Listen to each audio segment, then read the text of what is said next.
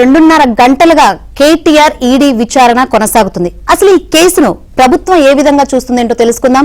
గాంధీ భవన్ వద్ద మా ప్రతినిధి సిద్ధార్థ్ లైవ్ ద్వారా సిద్ధంగా ఉన్నారు. సిద్ధార్థ్, ఈ కేసును అసలు ప్రభుత్వం ఏ విధంగా చూస్తుంది? కాంగ్రెస్ పార్టీ నాయకులు చెప్తూ ఉన్నారు ఈడీ చట్టం తన పని తాను చేసుకుపోతుంది అని చెప్తున్నారు. కానీ బీఆర్ఎస్ వర్షన్ అయితే మాత్రం ఇది రాజకీయ కుట్ర, మాకే అడ్వాంటేజ్ అని చెప్తున్నారు. సో కాంగ్రెస్ నాయకులు ఏ విధంగా చూస్తున్నారు దీన్ని? Thank you Shankari. మొదటి నుంచి ఈ కేసు విషయంలో ప్రభుత్వం ఇబ్బందులు పెడుతూ ఉంది ప్రతిపక్షాన్ని. ప్రజల సమస్యలను అడ్రస్ చేస్తే ప్రభుత్వ లోపాలను ఎత్తి చూపితే మాపై అక్రమంగా కేసులు పెడుతున్నారని ఇటు కేటీఆర్ కానీ, హరీష్ రావు కానీ, కవిత కానీ బీఆర్ఎస్ పార్టీకి సంబంధించినటువంటి నాయకులు పదే పదే చెప్తా ఉన్నారు. దీనిపై కాంగ్రెస్ పార్టీ కానీ ప్రభుత్వం కానీ చాలా క్లియర్గా ఒక విషయాన్ని చెప్పుకుంటూ వస్తుంది. కాంగ్రెస్ ప్రభుత్వానికి కానీ కాంగ్రెస్ పార్టీకి కానీ వెండెట్టా రాజకీయాలు అంటే కక్షాపూరిత రాజకీయాలు చేయడం తెలియదు, చేయాల్సిన అవసరం లేదు అనే విషయాన్ని స్పష్టంగా చెప్తా ఉంది. ఒకవేళ కేటీఆర్ని కానీ, కేసీఆర్ని కానీ, కవితని కానీ, ఆ కల్వకుంట్ల ఫ్యామిలీ కానీ వాళ్ళని ఇబ్బంది పెట్టాలనుకుంటే ప్రభుత్వం ఏర్పాటైన తర్వాత మొదటి నెల లేదంటే 2వ నెలలోనే వాళ్ళందరినీ జైలుకు పంపించే వాళ్ళం. గతంలో బీఆర్ఎస్ అధికారంలో ఉన్నప్పుడు ఇటు రేవంత్ రెడ్డి ఇంటికి కానీ, ప్రతిపక్ష నాయకుల ఇంటికి కానీ, అప్పుడున్నటువంటి ప్రజా సంఘాల ఇంట్లకు కానీ, ప్రొఫెసర్ కోదండరాం ఇంటికి కానీ అర్ధరాత్రి పోలీసులు వచ్చి వాళ్ళ తలుపులను పగలగొట్టి లోపలికి వెళ్ళి వాళ్ళను అదుపులో తీసుకున్నారు. కానీ కాంగ్రెస్ మాత్రం ఆ విధంగా చేయట్లేదు. కక్షాపూరిత రాజకీయాలకు కాంగ్రెస్ పూర్తిగా వ్యతిరేకము. చట్టం తన పని తాను చేసుకుంటూ వెళ్తుంది. గతంలో అధికారంలో ఉన్నప్పుడు అక్రమంగా డబ్బులు వసూలు చేసుకొని ఫేవర్ చేసి అధికారులను మభ్యపెట్టి వ్యవస్థలన్నింటినీ తమకు అనుకూలంగా వాడుకొని కోట్లాది రూపాయలను లూటీ చేసి వాటికి సంబంధించినటువంటి విచారణ జరుపుతూ ఉంటే దీన్ని అక్రమంగా కేసులు పెడుతున్నారు, ప్రభుత్వాన్ని ప్రశ్నిస్తే ఇబ్బంది పెడుతున్నారు అనడం మూర్ఖత్వం అని కాంగ్రెస్ పార్టీ చెప్తా ఉంది. ఇక ఈ అంశానికి సంబంధించి కేటీఆర్ హైకోర్టులో ఫాస్ట్ పిటిషన్ వేశారు. సుప్రీంకోర్టులో వెళ్తే రిలాక్సేషన్ దొరుకుతుందని భావించారు.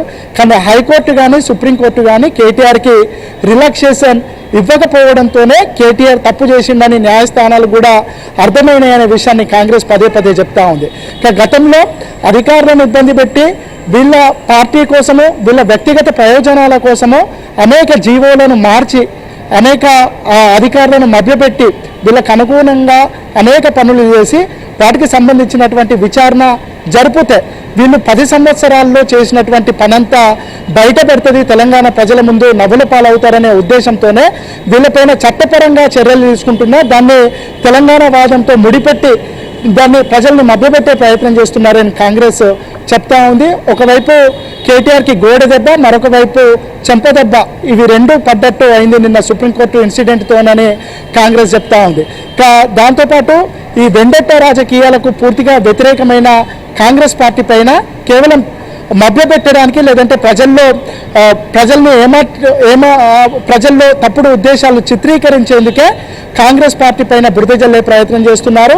ఇప్పటికైనా కేటీఆర్ విచారణకు సహకరించాలి. ఇటు ఈడీ విచారణకు కానీ, సిబిఐ విచారణకు కానీ వీటికి సహకరించాలి. దానికంటే ముందు కేటీఆర్ విదేశాలకు వెళ్ళిపోయే ప్రమాదం ఉంది కాబట్టి ఈడీ అధికారులు కానీ, సిబిఐ అధికారులు కానీ కేటీఆర్ యొక్క పాస్పోర్టును సీజ్ చేసి తమ వద్ద పెట్టుకోవాలి, లేదంటే కేటీఆర్ ఇక్కడ నుంచి బయటకు వెళ్లే ప్రమాదం ఉందనే విషయాన్ని కూడా కాంగ్రెస్ పార్టీ చెప్తా ఉంది. గతంలో అనేక కుంభకోణాలు చేసి ఇప్పుడు కుంభకోణం లేదు, లంబకోణం లేదు అనే కేటీఆర్ చేస్తున్నటువంటి వ్యాఖ్యలను కూడా కాంగ్రెస్ పార్టీ తప్పుపడుతుంది.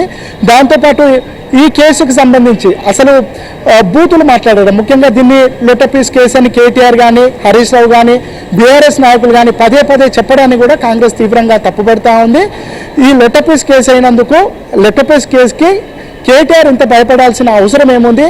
అధికారులను కలిసి అంటే ఇటు విచారణ అధికారులను కలిసి వీళ్ళ వెర్షన్ ఏందో, గతంలో ఏం జరిగిందో అనే విషయాన్ని అధికారులకు చెప్తే కేటీఆర్ది తప్పు లేకపోతే ఆయనకి రిలాక్సేషన్ దొరుకుతుంది కదా అని కాంగ్రెస్ పార్టీ చెప్తా ఉంది. ఇప్పటికైనా ఆయన బూతులు మాట్లాడడం మానేసి విచారణకు సహకరించాలి.